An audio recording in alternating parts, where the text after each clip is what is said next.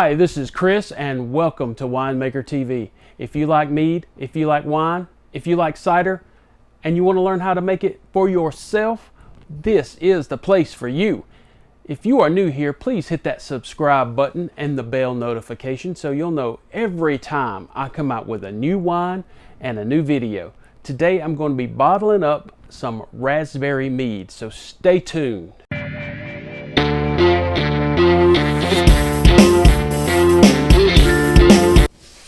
Here is a gallon of my raspberry mead. If you want to know how to make this, how I got it started, there will be a card coming in. I've already added some Mead to this. I want to back sweeten this. I'm going to be adding a half a cup of sugar per gallon to back sweeten it. So I already added potassium metasulfite, and I've already degassed it. It's still a little bit of the gas coming back out, but that's still good. So let's go over what you'll need today. All right, we'll go over what we'll be needing today. I have 3, but it's going to take about 4 or 5 bottles, wine bottles. I have a wine corker. And if you need this, there will be a link in the description below. And of course I'm going to have my bottling bucket and an auto siphon. So let's get started. First step, we're going to transfer our mead to our bottling bucket. So make sure the spout on your bottling bucket is off, and we're going to already pre-sanitized all this. So add your hose to your auto siphon, and the bottling bucket is at my feet. And this is because of the tip on here. A lot of the lees will stay in the bottle. Whoop. And once you get it going,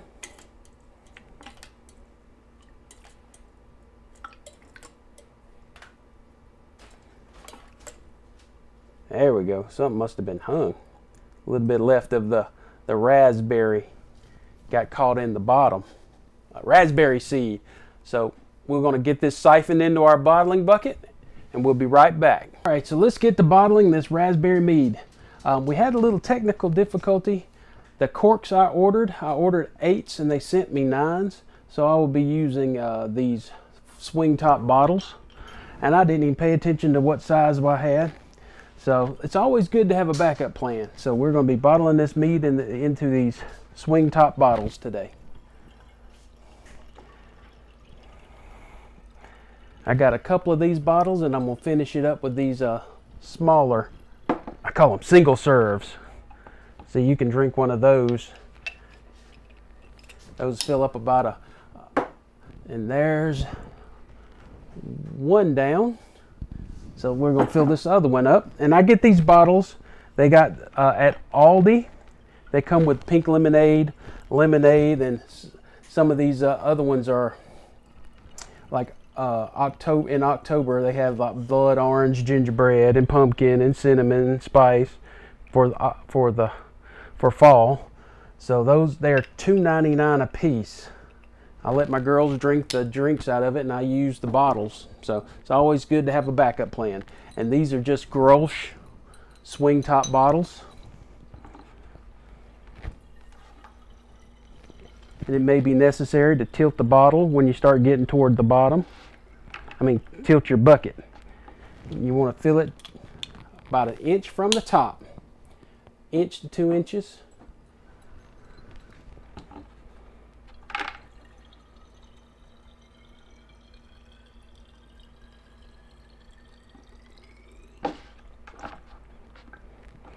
All right, I'm going to finish up here and then we'll be right back. Okay, I wound up getting 4 these little 15-ounce bottles and 2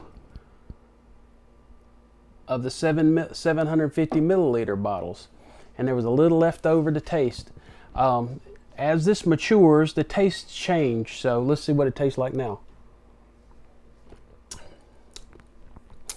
That's really good. Still got some aging to do. When I first tried it, when I transferred it from the primary to the secondary, it had a real like medicine-y taste to it, but it's that taste is mellowing out a lot.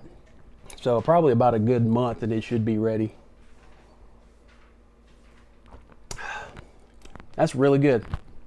A little tart. I like it. Be really good cold.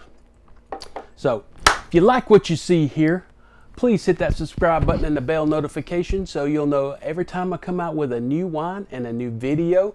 This is Chris with Winemaker TV, and that's all there is today.